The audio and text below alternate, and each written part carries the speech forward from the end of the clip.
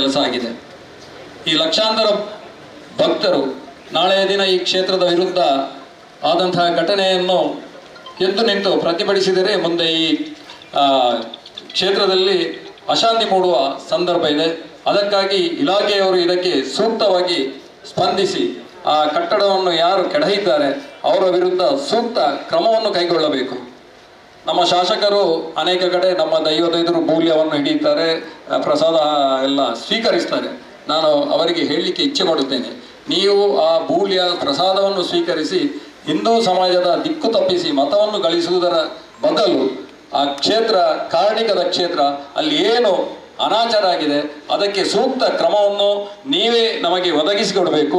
ಜಿಲ್ಲಾಡಳಿತಕ್ಕೆ ಸೂಕ್ತವಾದ ಮಾರ್ಗದರ್ಶನವನ್ನು ನೀಡಿ ನಮ್ಮ ಶ್ರದ್ಧಾ ಕೇಂದ್ರದಲ್ಲಿ ಏನು ಅನಾಚಾರ ಆಗಿದೆ ಅದಕ್ಕೆ ಸೂಕ್ತವಾದ ಮಾರ್ಗವನ್ನು ನಮ್ಮ ಈ ಕ್ಷೇತ್ರದ ಶಾಸಕರು ಕೊಡಬೇಕು.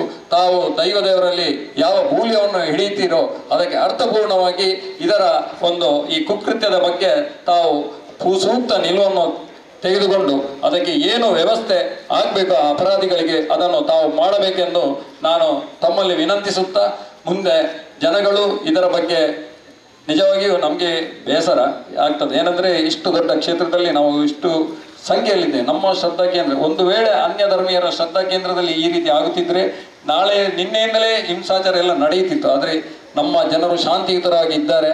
ಮುಂದೆ ಜಿಲ್ಲಾಡಳಿತ ಇದಕ್ಕೆ ಸೂಕ್ತವಾಗಿ ಸ್ಪಂದಿಸಿ ನಮ್ಮ ಎಲ್ಲ ಕ್ಷೇತ್ರದ ಭಕ್ತರಿಗೆ ನ್ಯಾಯವನ್ನು ಒದಗಿಸಿ ಆ ಕ್ಷೇತ್ರದಲ್ಲಿ ನ್ಯಾಯ ಪ್ರಕಾರ ಏನು ಆಗಬೇಕು ಅದನ್ನು ಆಗಬೇಕೆಂದು ತಮ್ಮಲ್ಲಿ ಕಳಕಳಿ ವಿನಂತಿಸುತ್ತಾ ನನ್ನ ಮಾತನ್ನು ಮುಕ್ತಾಯಗೊಳಿಸ್ತೇನೆ. ಜೈ ಹಿಂದ್, ಜೈ ಶ್ರೀರಾಮ್.